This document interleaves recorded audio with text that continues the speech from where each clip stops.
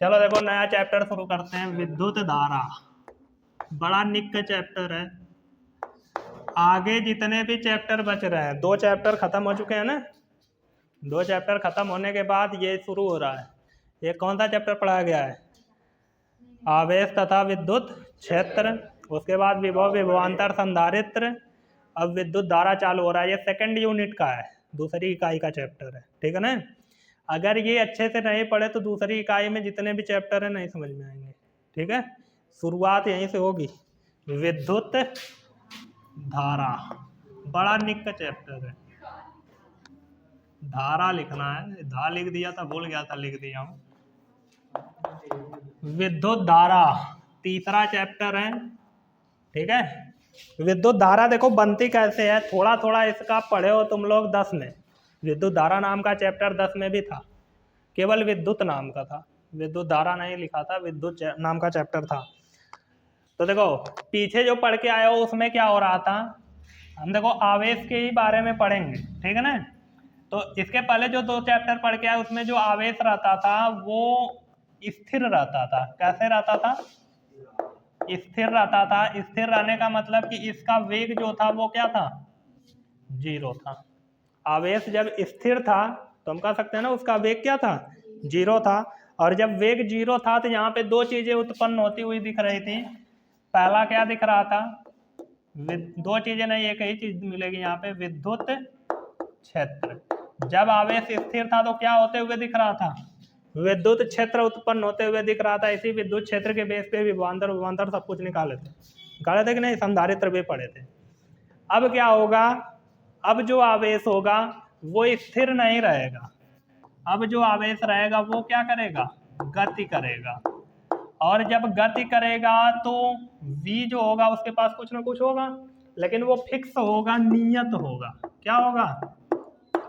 नियत होगा। नियत को इंग्लिश में क्या बोलते हैं? फिक्स। क्या बोलते हैं? फिक्स। नियतांक नहीं लिखाओगे, कांस्टेंट बोल रहे हो। नियत मतलब एक फिक्स वैल्यू होगी इसकी।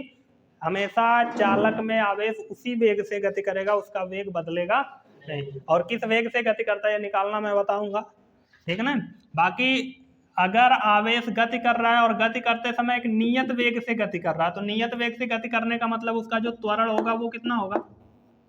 त्वरण ए। बताओ कितना होगा? अनपढ़ अनपढ़ होगा एकदम से। v नियत है, त्वरण वेग परिवर्तन की दर को कहते हैं। जब नियत है, परिवर्तित हो ही नहीं रहा, त्वरण होगा कहाँ?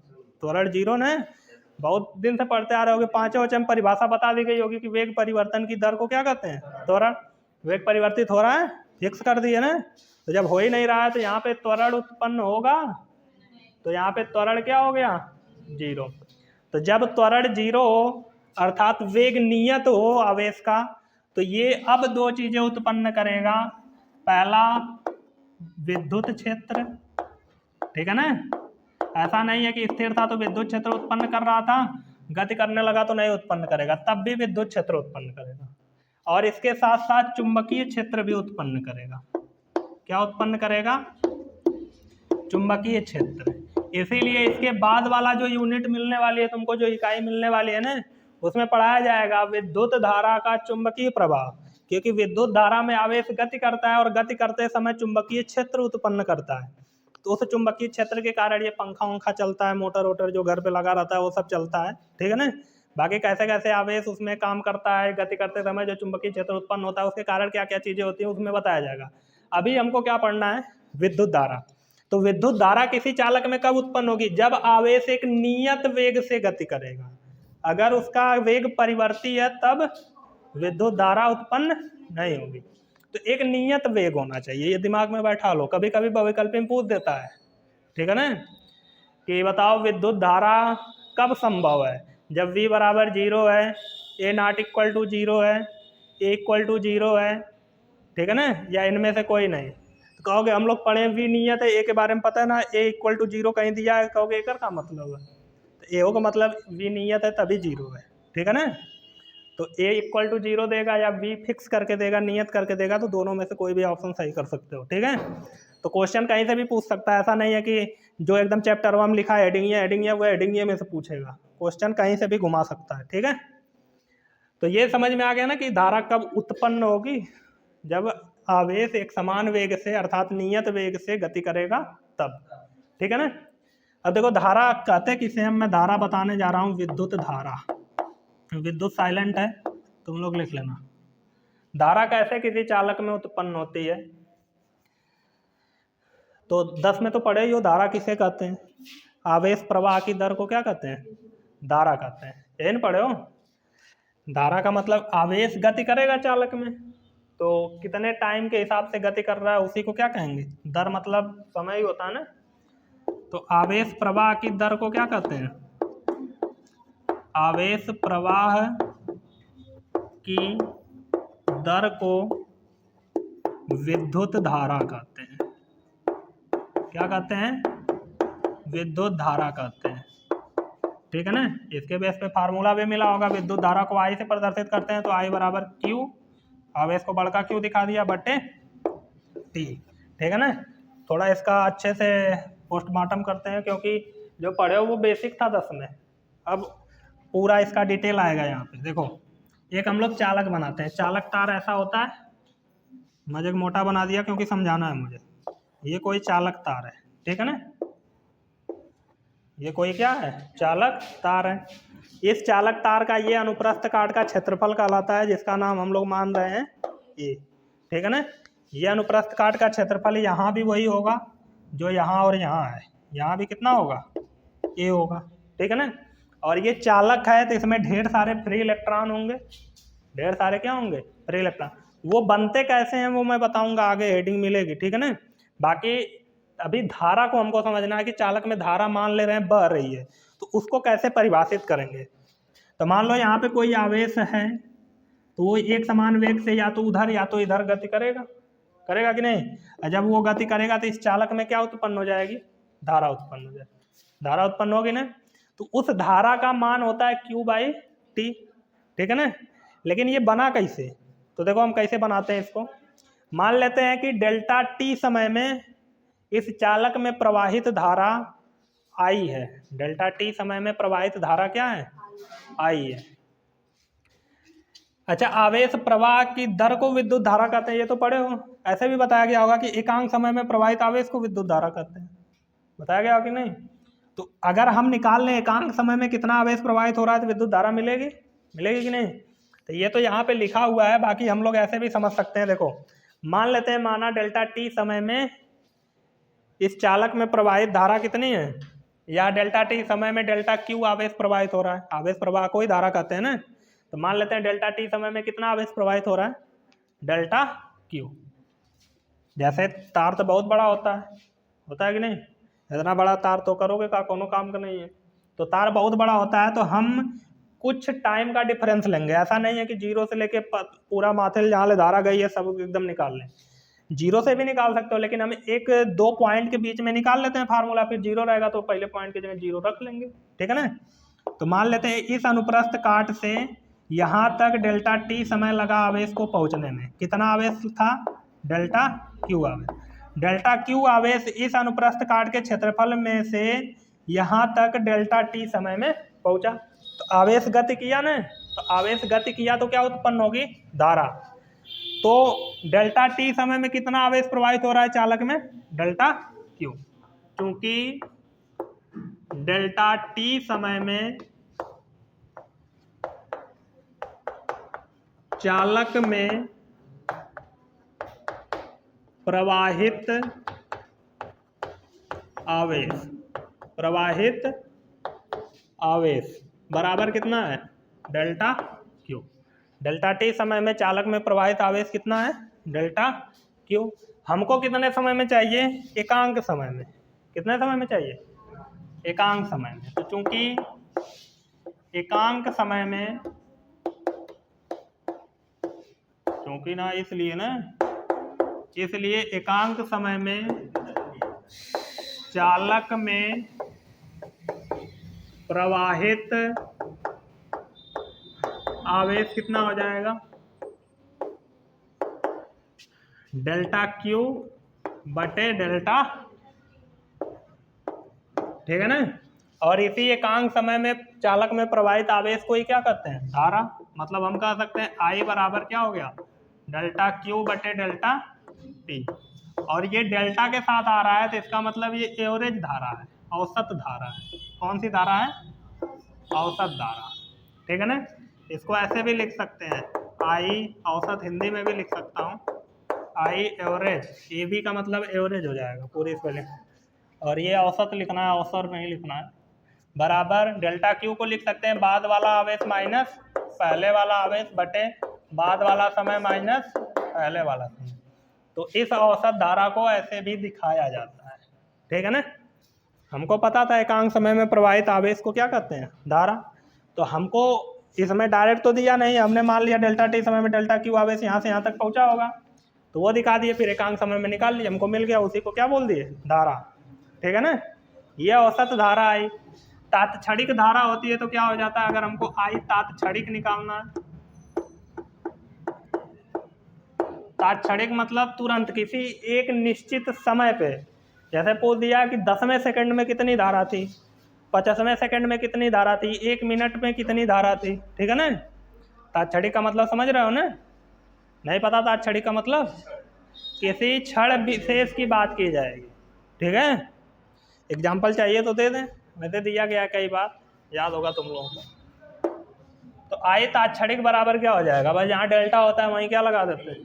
टी, क्योंकि इसमें लिमिट लग जाती है। क्या लग जाती है? लिमिट। जो डेल्टा टी है वो टेंस टू कहाँ जाएगा?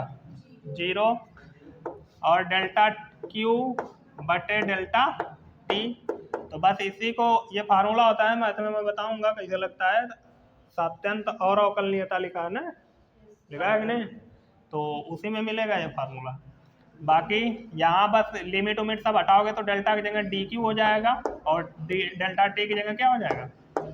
तो आई तात्क्षणिक बराबर होता है डी क्यू बटे डी टी। समझ में आई बात? केवल धारा पूछ रहा है, आवेश और समय देके तो ये लगा दो।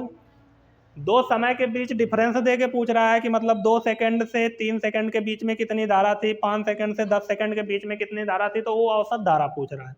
2 टाइम दे दिया ना तो समझ जाओ कि औसत धारा निकालना है। और किसी सेकंड, किसी क्षण पूछ दिया कि 10वें सेकंड पे कितनी धारा थी, तो समझ जाओ कौन सी धारा पूछ रहा है? तात्क्षणिक धारा। ठीक है। जैसे मैं एक क्वेश्चन दे रहा हूं, देखो एग्जाम्पल नंबर 1। क्वेश्चन में दिया है कि यदि I equal to 4t² plus T, I equal to क्या दिया है?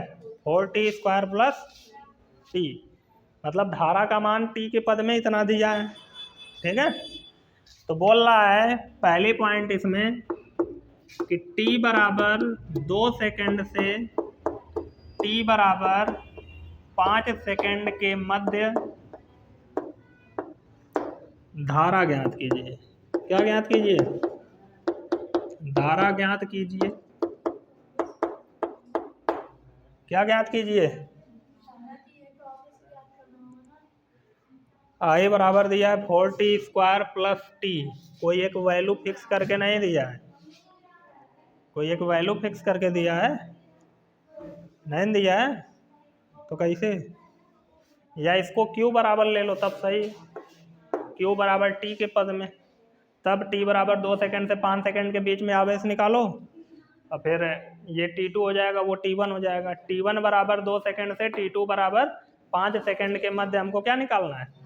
धारा ज्ञात करना है। यहाँ क्यों रहेगा, आई नहीं रहेगा, आई तो निकालना है। ठीक है ना।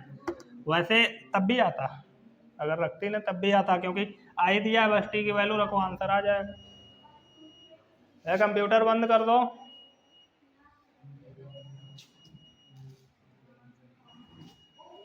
कंप्यूटर बंद कर दो जी, कंप्यूटर बंद कर दो। हाँ अभी दूध बंद हुआ, कैसे बंद था?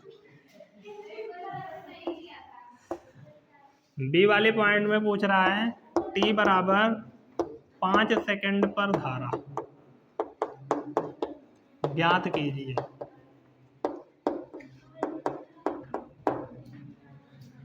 चलो निकालते हैं। अब देखो यहाँ तुमको लिख के नहीं देगा कि कौन सी धारा निकालनी है, तुमको समझना पड़ेगा खुद से कि कौन सी धारा पूछ रहा है। ये बोला T1 बराबर 2 सेकंड से T2 बराबर 5 सेकंड के मध्य धारा ज्ञात कीजिए। 2 टाइम दे दिया, उनके मध्य पूछ रहा है। तो जब 2 टाइम दे के उनके मध्य पूछेगा तो समझ जाना कि औसत धारा पूछ रहा है। क्या पूछ रहा है? औसत धारा। तो हमको ये वाला फार्मूला लगाना है, आई एवरेज। तो आई एवरेज निकालने के लिए हमको T1 T2 तो दिया है, हम सोल्यूशन कर रहे हैं और किसका कर रहे हैं अभी? ए वाले का। ठीक है, ए वाले में T2 बराबर दिया है 5 सेकेंड और T1 बराबर कितना दिया है? 2 सेकेंड। Q1 Q2 नहीं पता है, अगर Q1 Q2 पता चल जाएगा तो हम आई एवरेज निकाल लेंगे, आई औसत। ठीक है ना। तो Q1 Q2 कैसे निकालेंगे? जैसे Q बराबर हमारे पास क्या है? 4t² plus t। अगर हमको Q1 निकालना है तो हमको T1 लेना पड़ेगा कि नहीं? तो Q1 equal to 4 into T1 का मान 5 बता रही है। आंख बंद करके देखो तो दिखेगा T1 बराबर 2। T1 का फिर T1 का मान, तो Q1 बराबर कितना आ जाएगा? 2 दूनी 4, 4 चौके 16, 16 दो 18 कूलाम। ठीक है ना, ये भी कूलाम में ही दिया है। Q2 निकालना चाहें तो क्या लिखेंगे? 4t² plus t2। तो Q2 इक्वल टू 4 इंटू 5 का square plus 5। Q2 equal to 5 25 चौके 100 प्लस 105। Q2 निकल गया। नींद में रहोगे तो मत बोला करो, आँख खुलेगी तबले वहाँ का हो गया, देखोगे तब ना पता चलेगा। नहीं सो रहे हो? हमको तो पूरा एसी का हवा लग रही है, हम तो खड़े होके एकदम हवा ले रहे हैं। ऐसे बोलते हो जैसे लगता है कि अपने आराम कर रहे हैं, तुम लोगों से मेहनत करवा रहे हैं। देखो Q2 बराबर कितना दिया? 105 गुलाम। Q1 बराबर कितना आ गया? 18 गुलाम। T2 और T1 भी आ गया। अब हमको निकालना है औसत धारा, तो हमको सब कुछ मिल चुका है, फार्मूले में रखो आंसर आ जाएगा। आई एवरेज इक्वल टू है Q2 माइनस Q1 बटे T2 माइनस T1। Q2 का मान कितना है? 105 माइनस 18 बटे T2 का मान 5, 2 है। T1 का मान 2 है ना। अब इसको माइनस करो, 15 में से 8 घटेगा 7, फिर 9 में से 1 घटेगा 8 बटे यह घटेगा तो 3, कट जाएगा ना। 3 दूना 6, 3 नमा मतलब 29 एम्पियर। अभी मात्रक निकालेंगे, बाकी एम्पियर जान लो होता है। ठीक है ना। तो धारा कितनी आ गई? 29 एम्पियर। बहुत ज़्यादा धारा बह रही है, कमजोर तार रहा तो जल हो जाएगा। बी वाला में क्या पूछ रहा है? बी वाले में बोल रहा है 5 सेकंड पर धारा, किसी एक क्षण पर पूछ रहा है 5वें सेकंड पर कितनी धारा थी, तो हमको तात्क्षणिक धारा निकालना है। कौन सी धारा निकालना है? तो तात्क्षणिक धारा निकालना है, आई इंस्टेंट, या हिंदी में ही लिखो, आई तात्क्षणिक इक्वल टू होता है dq बाई dt। तो d बाई dt और q की वैल्यू पुट करो, मान रखो 4t² plus t, 4t² plus t बराबर 5 सेकंड पर निकालना है। तो पहले तो इसको सॉल्व कर लो, फिर t बराबर 5 रख दो। तो देखो d by dt 4t² plus t है, तो अलग अलग अवकलन होगा t के सापेक्ष, तो 4 कांस्टेंट है, बाहर आ जाएगा। t का अवकलन, t² का अवकलन क्या होगा? स्क्वायर आगे आएगा, फिर स्क्वायर में से 1 घट जाएगा, 1 बचेगा। ठीक है ना। फिर प्लस t का t के सापेक्ष 1 होता है। तो आई तात्क्षणिक बराबर कितना आ गया? आई तात्क्षणिक बराबर 4 इंटू 2 इंटू टी का मान कितना है? 5 ना, प्लस 1, 4 दूना 8 बचे 40 है, 41 एम्पियर। तो 5वें सेकंड पे धारा कितनी थी? 41 एम्पियर। अब यहाँ पे देखो 2 से 5 सेकंड के बीच में एवरेज आ रहा था 29 एम्पियर, और यहाँ पे कितना आ रहा है? 41 एम्पियर। मतलब औसत में 2 से 5 सेकंड के बीच में देखा जा रहा है, दूसरे सेकंड में भी औसत निकालोगे तो 29 एम्पियर लगभग आएगा। और तीसरे पे भी 29 आएगा, चौथे पे भी 29 आएगा, और पांचवें पे भी कितना आएगा औसत धारा में। और तात्क्षणिक में कितना आ रहा है, खाली 5वें सेकंड पे कितनी धारा थी 41, मतलब अगवा कम रही होगी, तो एवरेज निकालेंगे तो हिसाब से आएगा ना। समझ में आया? एक और क्वेश्चन दूं।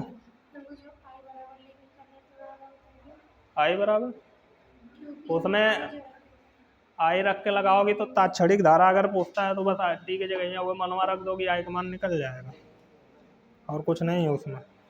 उसमें औसत धारा नहीं पूछेगा, ठीक है। मान खाली रखोगी, आंसर आ जाएगा, टी के पद में देगा। एक क्वेश्चन था, मैं बोला था पिछली बार थोड़ा दिखाओ उसको, उसमें आवेश ज्ञात करना था। बोलो कॉपी।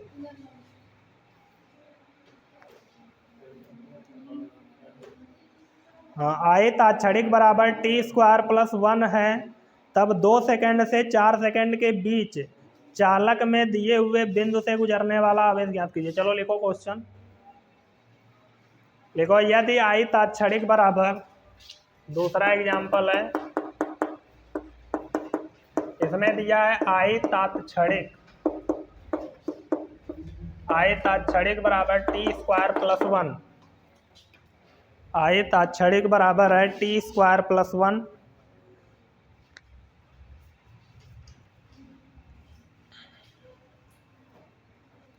तब 2 सेकंड से 4 सेकंड के बीच, 2 सेकंड से 4 सेकंड के बीच t1 बराबर 2 सेकंड और t2 बराबर 4 सेकंड, 2 सेकंड से 4 सेकंड के बीच चालक में दिए हुए बिंदु से गुजरने वाला आवेश ज्ञात कीजिए।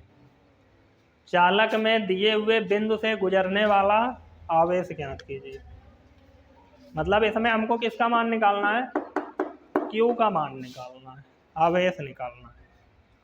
चालक में दिए हुए बिंदु से गुजरने वाले आवेश को ज्ञात कीजिए।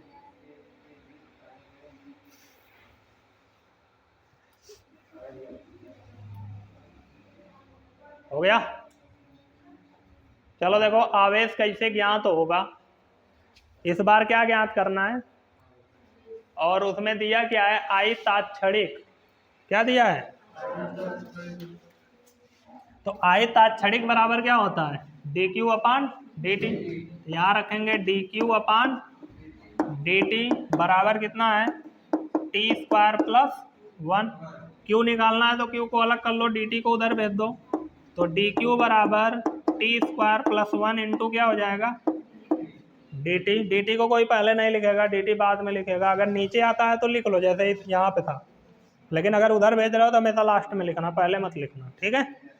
अब Q का मान हमको निकालना है, इधर T के पद में दिया हुआ है और इधर Q का मान निकालना है, तो यहाँ सीधा हिसाब समझ में आया कि दोनों पक्षों का क्या कर दो, समाकलन, दोनों पक्षों का समाकलन करने पर, तो समाकलन करो, डी क्यू बराबर integral of T square plus 1 into D T.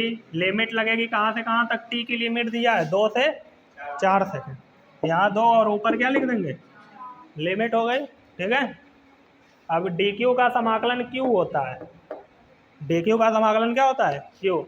Formula होता है इंटीग्रल ऑफ डी एक्स बराबर एक्स होता है, ठीक है ना, ये फार्मूला है। इंटीग्रल ऑफ एक्स के पावर एन डी एक्स बराबर होता है एक्स के पावर एन प्लस 1 बटे एन प्लस, और प्लस सी भी होता है, सी की हमको यहाँ ज़रूरत नहीं है, बाकी ये आगे वाला पता होना चाहिए, इसी का भी यूज होगा। देखो इसको अलग अलग कर लेते हैं, इंटीग्रल ऑफ 2 से 4 टी स्क्वायर डी टी, फिर प्लस एक को भी अलग कर रहा हूँ, 2 से 4 1 डी टी, तो केवल डी टी लिख लो, केवल डी टी लिख लो, या 1 इंटू डी टी लिखो, बतिया एक है। अब यहाँ पे ये दोनों फार्मूले लगाएंगे, Q बराबर टी स्क्वायर, देखो यहाँ पावर में n था तो n में 1 जोड़ के वही नीचवा लिख लिया गया, तो उसी तरह तुम भी पावर में 1 जोड़ के वही पावर नीचवा लिख दो, तो पावर में 1 जोड़ोगे तो 2 1 कितना हो जाएगा 3, तो t के पावर 3 बटे 3, कौन है जी मोबाइल चला रहा है? टी स्क्वायर बटे क्या आ जाएगा 3, लिमिट लग जाएगी 2 से 4 प्लस 1 इंटू क्या है डी टी। तो देखो यहाँ 1 इंटू डी एक्स था तो यक्स आया, यहाँ 1 इंटू डी टी है तो क्या आएगा टी। लिमिट लग जाएगी कहाँ से कहाँ तक। अब एक बार upper limit minus lower limit, ये लास्ट में समाकलन वाले चैप्टर में मिलेगा, लास्ट में निश्चित समाकलन नाम। यहाँ 4 रखोगे, 4 का क्यू कितना होता है 64 बटे 3, फिर माइनस लोअर लिमिट 2 रखोगे, 2 का क्यू कितना होता है बटे 3 प्लस 4 माइनस 2, 64 में से 8 घटा लो, 64 में से 8 घटेगा तो कितना आएगा 56 बटे 3, हर बराबर लिख लेंगे ना। 4 में से 2 घटेगा 2, ये कटेगा नहीं, 3 दूना 6 और 56 जोड़ोगे तो 62 बटे 3 एम्पियर। ये आ गया धारा का मान, ठीक है ना। अरे आवेश निकालना है, कूलाम होगा, ठीक है ना, 62 बटे 3 कूलाम। तो इतना नोट करो, कहीं दिक्कत होती है तो बोलो।